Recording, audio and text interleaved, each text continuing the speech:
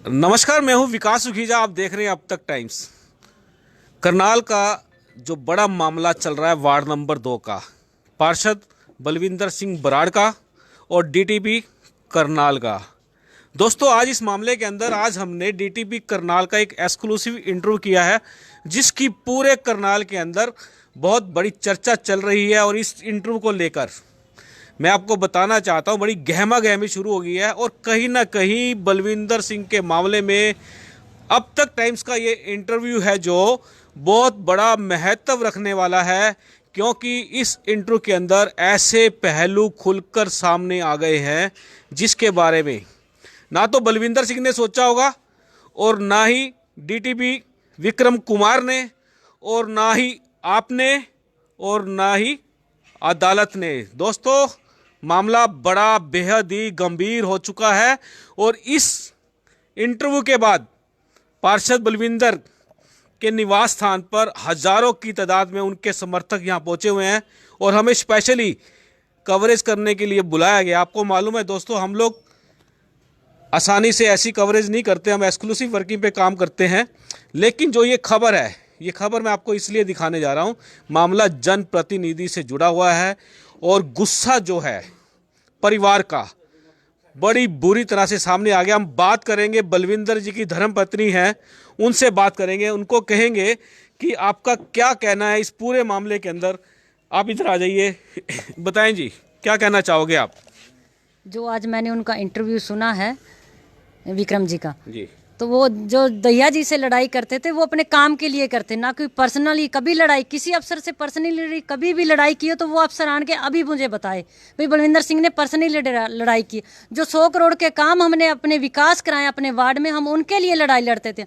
हम चौपाल के लिए लड़ाई लड़ते थे, हम स्कूल के लिए लड़ाई लड़ते थे, हम स्टेडियम के लिए लड़ाई लड़ते थे। आज तक भी बलविंदर ने कोई पर्सनल लड़ाई नहीं लड़ी है। जो भी लड़ाई लड़ी है वार्ड के लिए लड़ी है, विकास के लिए लड़ी है। और ये विक्रम जी को बताना चाहती हूँ मैं, अगर तेरे में दम है तो आन के मैं बलविंदर सिंह से रिजाइन दिलवाती हूँ, आप अपनी नौकरी से रिजाइन दे और पूरे करनाल शहर में किसी भी वार्ड से इलेक्शन लड़े और जीत के दिखाएं। फिर हमें फिर बताएगी जनता को बलविंदर सिंह कौन है और ये जो विक्रम है ये कौन है। जी, चुनौती और टकराव आमने सामने हो गया है। दम और खम की बात हो चुकी है। एक महिला ने चुनौती दी है और हम चाहेंगे कि डीटीपी जो विक्रम कुमार हैं वो इस चुनौती को स्वीकार कर लें, क्योंकि हम भी चाहते हैं कि हम भी देखना चाहते हैं कि चुनाव के अंदर एक आम आदमी चुनाव लड़ सकता है या कोई अधिकारी भी। दोस्तों, खबर को साथ के साथ लाइक शेयर करना और हमारे YouTube चैनल में आपको राइट 1 घंटे के बाद ये खबर मिल जाएगी और इसको सब्सक्राइब कर देना। दोस्तों, मामला बड़ा बेहद ही गर्म हो चुका है और कहीं ना कहीं अब इस मामले के अंदर बहुत सी चीज़ें खुलकर सामने आएंगी और ये जो चीज़ें खुलकर सामने आने वाली हैं ये हमको आपको दिखाते रहेंगे दोस्तों। और आप अब तक टाइम्स को अपने मोबाइल्स के अंदर, अपनी फेसबुक के ऊपर, यूट्यूब के ऊपर, ट्विटर के ऊपर और जितने भी सोशल साइटें हैं आपको ये खबरें मिलेंगी। इनको लाइक शेयर करते चले जाना। आपके कोई सुझाव हो मुझे आप मेरे फ़ोन नंबर पर बता सकते हैं। दोस्तों, मामला जो है बलविंदर सिंह का, वार्ड नंबर 2 का, मैडम आप बताओ कि बलविंदर सिंह का कसूर क्या था? क्यों इतना बड़ा उनके खिलाफ मामला बना दिया? वो गरीब जनता की सेवा कर रहा था, सिर्फ कसूर ये था उनका, क्योंकि गरीबों ने वहाँ पे बुलाया था, वो उनके घर बचाने गया था और डीटीपी और घर उनके तोड़ने गया था। जी दोस्तों, हम यहाँ पर और भी लोग हैं। एक बार मैं आपको अपने साथी को बोलता हूँ, आपको दिखा देंगे। कहीं ऐसा ना हो लोग कहते हैं यार इतने लोग नहीं है। आप देख लीजिए, देखिए वार्ड के लोग हैं, ये बाहर से कोई भी नहीं है, इसी वार्ड के लोग हैं, वार्ड नंबर 2 के लोग हैं और सब वार्ड के लोग बैठे हैं यहाँ पर। और आप देख सकते हैं कि कहीं ना कहीं इस मामले को लेकर पूरा गुस्सा इसके अंदर। काफ़ी लोग बैठे हैं, मैं उनसे बात करूंगा, उनसे जानना चाहूँगा, आपसे जानना चाहूँगा। भाई साहब, क्या कहना चाहोगे? क्या नाम है आपका? एक बार खड़े हो जाइए, आप बताइए क्या नाम है आपका? मेरा नाम श्याम भाटिया है। चलिए, आप भाटिया जी ये बताओ कहाँ रहते हो आप? Ashoka nursery Karnal, ward number 2। Ward number 2 में रहते जी। तो भाटिया जी, जो ये मामला चल रहा है बलविंदर जी वाला, आपको क्या लगता है ये गरीब की लड़ाई है जी या फिर खुन्नसबाजी की लड़ाई है? नहीं, अगर गरीब की लड़ाई होती जी तो गरीब को न्याय मिल जाता। जी वो गरीब के लिए लड़ने के लिए बलविंदर सिंह को वहाँ पे जाना पड़ा। जी अगर खाली गरीब की लड़ाई होती और सरकार की नज़र में गरीब कहीं होते तो फिर तो गरीब को बिना बलविंदर सिंह के ही न्याय मिलना था, वहाँ पे कार्रवाई होनी ही नहीं थी। जब गरीब लोगों ने फ़ोन किया तब उनकी कोई सुनने वाला था ही नहीं, तो बलविंदर सिंह की तो मजबूरी है, वो तो चुनिंदा पार्षद है, उनको तो जाना पड़ेगा वहाँ जाके पब्लिक की बात रखनी पड़ेगी, प्रशासन की भी सुननी पड़ेगी। अगर कोई पार्षद मौके पे पहुँच के और वहाँ जाके डीटीपी से बात कर लेता है तो इसका मतलब वो गुंडा हो गया क्या? नहीं, देखिए भाटिया जी, डीटीपी ने कहा है कि बलविंदर जी ने मेरे से बात की है जी, उन्होंने अपनी बात रखी और मैंने सुनी है। मामला बिगड़ा कहाँ पे ये? नहीं, मामला देखिए, जब वो वहाँ पे पहले कार्रवाई करके गए, जब वो फर्स्ट टाइम वहाँ पे उस कॉलोनी पे कार्रवाई हुई तो उसके बाद तो उनको नोटिस, लीगल नोटिस चिपकाना उनके वहाँ पे गेट पे चिपका देते, या समन के जरिए जैसे आता है डाक के जरिए नोटिस वहाँ पहुँचाया होता, लोगों को पहले से समझाया होता यहाँ पे आप कोई कंस्ट्रक्शन ना करें।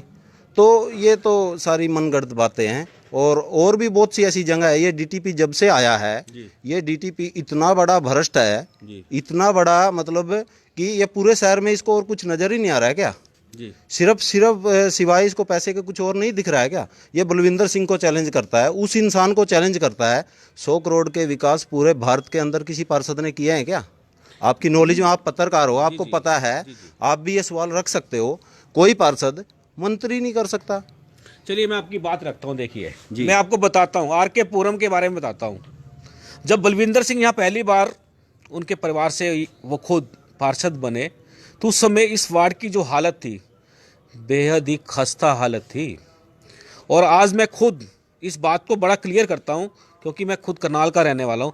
एक बार करनाल के किसी भी कोने से आदमी उठकर यहाँ आके इस वार्ड की दशा देख सकता है और वाकई में काम तो हुआ है, ये तो मैं भी मानता हूँ भाटिया जी, बहुत काम हुआ है यहाँ पर। जी, काम हुआ है तो फिर दिक्कत किस बात की है? जी, जब वहाँ पे वो आपने आज कवरेज जो की, उस कवरेज में वो खुद बोल रहा है कि हाँ वहाँ पे सरकारी गवर्नमेंट की तरफ से, निगम की तरफ से सीवरेज डला है, वो बोल रहा है ना।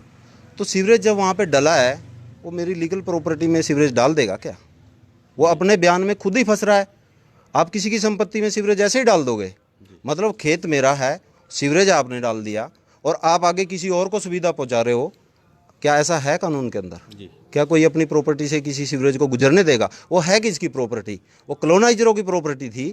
जब तक कॉलोनाइजरों ने पैसा दिया, जब तक कोई कार्रवाई नहीं हुई, जैसे ही लोगों ने मकान बनाए तो कार्रवाई शुरू हो गई। जी, ये बहुत बड़ा सवाल है जो निकल के आया। ये बात वाकई में भी मेरे माइंड में स्ट्राइक हुई थी कि जिस कॉलोनी के अंदर से सरकार सीवरेज की लाइन ले रही है, दोस्तों बड़ा सोचने वाली बात है कि आपकी, हमारी या किसी और की संपत्ति में से सरकारी लाइन जा ही नहीं सकती।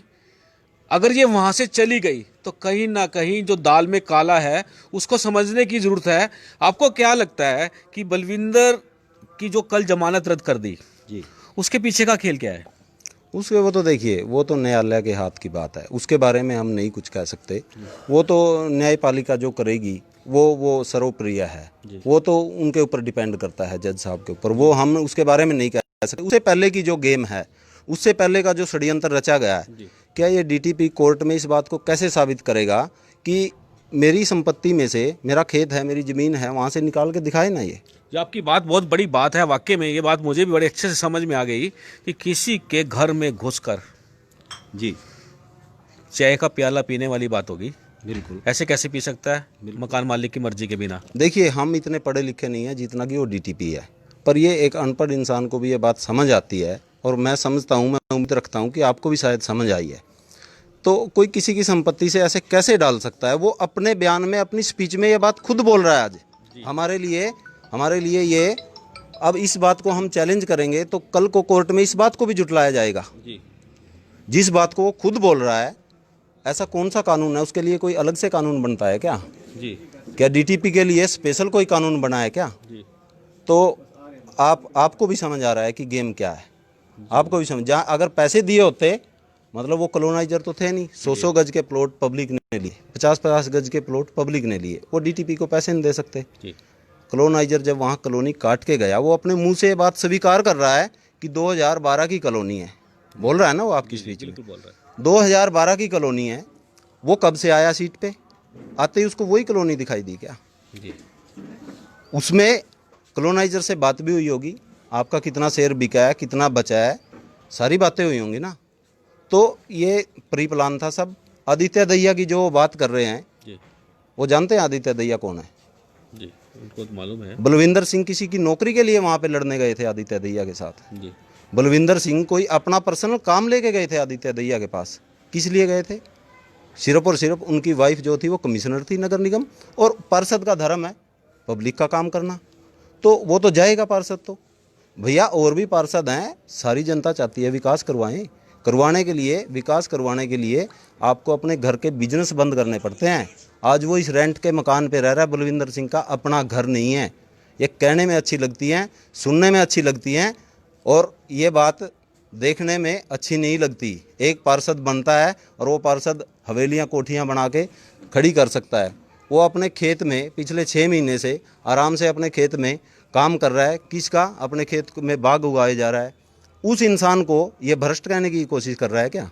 जी और अगर नगर निगम में जाके, ये इसी बात से तो इनको चिढ़ है। चिढ़ क्या है डीटीपी को कि नगर निगम में जो भी एमसी जाते हैं वो वहाँ काम करवाने जाते हैं, ये उनको गोलियाँ दे देते हैं, वो आ जाते हैं। इनसे काम ना कोई करवाए, ये सिर्फ एक ही काम जानते हैं, वो पैसा टेबल के नीचे से कैसे दिया जाए। डीटीपी को अगर इतना अपने ऊपर घमंड है, वो बलविंदर सिंह की इतनी हिस्ट्री जानते हैं। बलविंदर सिंह 1 एकड़ का जमींदार था और राजीव सिंह रंगीला को उन्होंने हराया था, जो कि 100-200 करोड़ का आदमी था। ठीक है, था वो। ठीक है जी। उसके बावजूद ये बलविंदर सिंह को चैलेंज करता है। आए ना फिर मैदान में, जी दे रिजाइन, जी आए मैदान में, जी पता चल जाएगा। वार्ड भी वो चुने जी और हम बलविंदर सिंह को लड़ाते हैं और वो आए मैदान में। जी जमानत तो दूर की बात है, उससे नीचे भी अगर कोई आंकड़ा हो वो भी पार कर जाए तो पता चल जाएगा पब्लिक के बीच में कौन है कौन नहीं है। जी। ठीक है दोस्तों, जनप्रतिनिधि अपनी जगह जनता के दिल में खुद बना लेता है, और ये बात वार्ड नंबर 2 में प्रूव हो रही है। और भी लोग यहाँ बैठे हैं, उनसे जानेंगे। क्या कहना चाहेंगे भाई साहब आप? हम तो यही कहेंगे जी, भी पहली बात तो जो भी हुआ है एमसी साहब के साथ गलत हुआ है, और हम तो ये कहते हैं हमारे एमसी साहब नहीं, हम तो पिछले 7 सालों से अपना विधायक और अपना एमसी हर तरीके से इन्हीं को मानते हैं। अगर कोई विधायक के उसका भी काम हो तो इनके पास रात को 2 बजे भी आए कोई भी, तो ये उसका भी काम करते हैं। लेकिन अच्छे आदमी की इस सरकार में कोई सुनाई नहीं है, जो गरीबों का हमदर्द हो। इस सरकार में जैसे डीडीओपीओ साहब हैं, इनकी तो कदर है क्योंकि ये पैसे आंट रहे हैं। अगर गरीब के पास पैसे नहीं है, उसके मकान कराए जाते हैं। तो हम तो सरकार को, इन अफसरों को कहते हैं भी, जब ये सरकार आई थी कहते भ्रष्टाचार बिल्कुल मिटा देंगे, लेकिन भ्रष्टाचार आज पिछली सरकारों से बहुत ऊपर जा चुका है। जो अफसर बिना पैसे काम करते थे, आज वो पैसे लेकर भी काम नहीं करते। आज तो इस स्थिति पे हमारा ये शहर और सीएम सिटी है। जी दोस्तों, आप सुन रहे हैं, लोग जो ये बातें हैं कोई बना के नहीं कह रहे, अपने मन से अपने दिल की बात जनता के सामने रख रहे हैं। और हम चाहेंगे इस खबर को साथ के साथ लाइक शेयर करते चले जाना। दोस्तों, यहाँ पर और भी लोग हैं, मैं आपकी बात कराऊंगा। एक अंकल जी हैं यहाँ पर, और उनसे जानना चाहेंगे। अंकल जी, क्या कहना चाहेंगे आप इस पूरे मामले के अंदर? मैं रोशनलाल गुप्ता, वार्ड 2 का निवासी हूँ। हमारा एमसी बलविंदर सिंह बराड़ है, मैं 10 साल से जानता हूँ जी। इतना ईमानदार, मेहनती, गरीब का हमदर्द है। मतलब 20 एमसी हम देखते हैं, शहर में भी घूमते हैं। जो बलविंदर सिंह एमसी ने वार्ड 2 में काम किया ना, कोई एमसी नहीं कर सकता। कभी ये सीएम साहब खुद यहाँ स्टेज लगाई थी, 2000 आदमी थे, बलविंदर सिंह ने लास्ट सभा की थी। सीएम ने अपने मुंह से ये कहा था, ये 13वीं बार बलविंदर मेरे काबू आया है। इतनी इज्जत करता था। आज क्या हो गया? वही बलविंदर है, वही वार्ड 2 है, वही सीएम है यहाँ का। बलविंदर जितना मेहनती, ईमानदार आदमी पूरा करनाल में नहीं है, जो हमारे दिल में है। हम तन मन धन से बलविंदर के साथ हैं, 24 घंटे बलविंदर के साथ हैं, और आगे भी बलविंदर के साथ रहेंगे हम। जी दोस्तों, मामला बेहद ही गर्म है और सर्दी में गर्म है। सर्दी में गरम गरम चाय मिल जाए, आदमी कहता ठंड पै गई है। सर्दी में चाय मिल जाए, कहता ठंड पै गई है। लेकिन इस मामले के अंदर जो चुनौती जारी कर दी गई है आज डीडीपी विक्रम कुमार के लिए कि उनमें दम है, चुनाव लड़के दिखाएं, मैदान में आए। आप देख रहे हैं अब तक टाइम्स, मैं हूं विकास सुखीजा। नमस्कार, जय हिंद, जय भारत।